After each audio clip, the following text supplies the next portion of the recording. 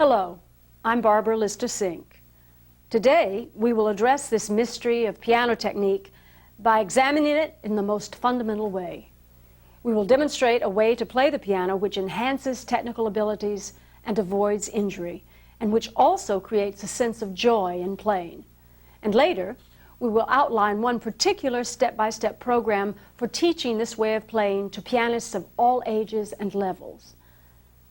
I have been fascinated by the piano for as long as I can remember. I played the piano before I could talk. I loved watching the black and white keys go up and down like little seesaws. While watching my mother and father play the piano, I marveled that these little playful movements of the keys produce not only wonderful sounds, but seemingly boundless music. The image of my father's quiet body and of his huge hands and arms moving up and down and side to side so effortlessly left a lifelong impression of what real piano playing is all about. I didn't realize then that I was watching a self-taught, true natural.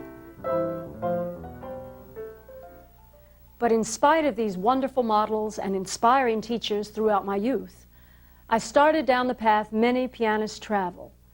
In my teens and early 20s, I suffered repeated playing injuries, tendinitis, cysts on my wrists, and nerve damage in my arms. I searched for answers from the overwhelming collection of writings on piano technique. But the more I read, the more confused I became. I also knew that piano history is filled with examples of tragic loss of talent. Robert Schumann came to mind. He lived in a time when bizarre contraptions were invented allegedly to improve one's technique.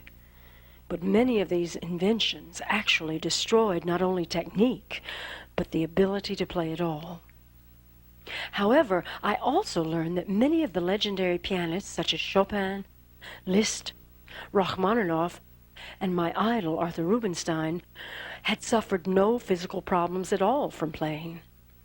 In fact, all of the great pianists of the so-called golden age of piano playing were remembered for their extraordinary freedom, virtuosity, and ease.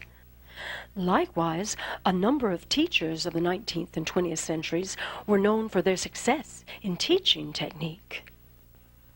So with all of this accumulated wisdom, skill, and experience, plus the incredible advances of modern science, why, I kept asking myself, had the piano world not found and kept a solution to this mystery of piano technique? Why were so many of us still suffering at the piano? Was the ability to play without discomfort, pain, or injury a talent or a skill? Finally, amid my injuries, questions, and confusion, I got incredibly lucky.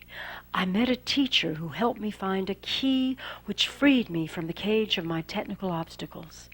Edith Gross-Lateiner taught me the sensation of free, seemingly effortless playing. I discovered with her that this kind of playing is indeed a skill, and that I and others could learn it. With her, I went back to the beginning and laid an entirely new technical foundation which I could build on for the rest of my life. I eventually learned how to keep my arms from falling off after playing a piece like Chopin's Etude in F major.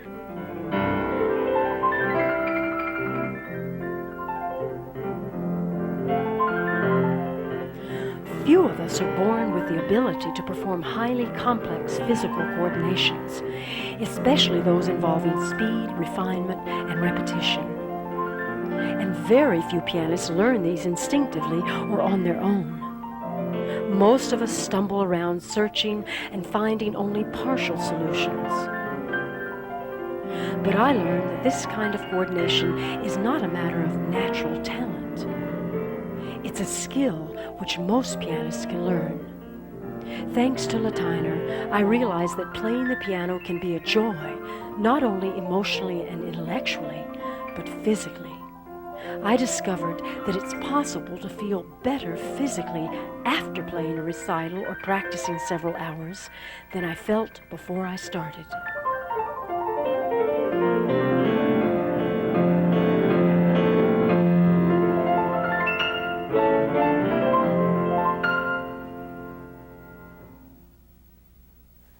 I'll never forget Mrs. Latiner's question, and especially my answer, the first time I played the entire etude through after a period of disciplined preparation.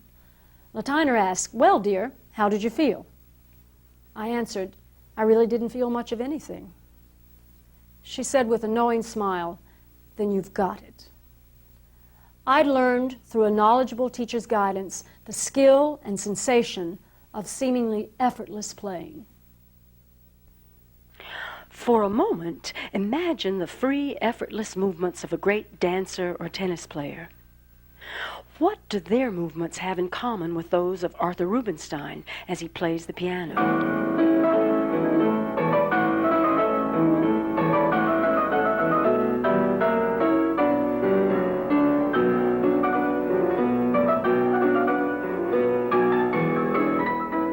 The answer is that they all embody superb physical coordination, as evidenced by their free, seemingly effortless technique. In fact, good technique is good physical coordination.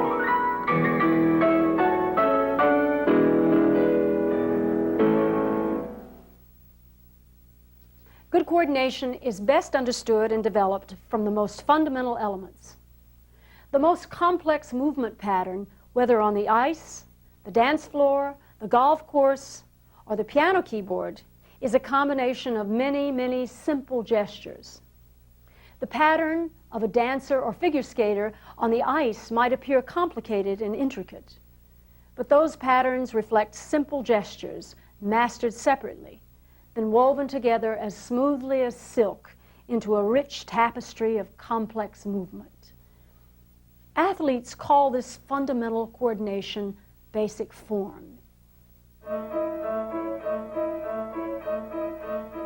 If the quality of our piano technique is defined by the quality of our coordination, then a 6-year-old pianist can actually have better basic form than a musically gifted, highly accomplished professional pianist who has accumulated a lifetime of technical bad habits. Basic form is something we must master from the very beginning in the simplest movements and then apply consistently to more and more complex movements. This basic form remains the same throughout all levels of repertory. So if we define piano technique as the best coordination of our bodies while we play the piano, then 2 critical questions must be answered.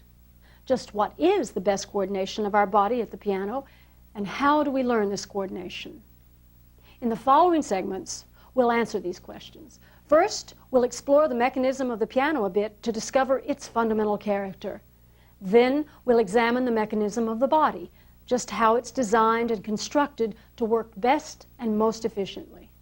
In doing so, we'll also be defining good coordination in general. And finally, we'll demonstrate a carefully sequenced program designed to train the most efficient, mechanically advantageous coordination of the body with the piano. I'd like to add that while watching and listening to this film will certainly increase your understanding of your body and how it coordinates best with the piano, the only effective way to learn such a phenomenal skill is through hands-on instruction.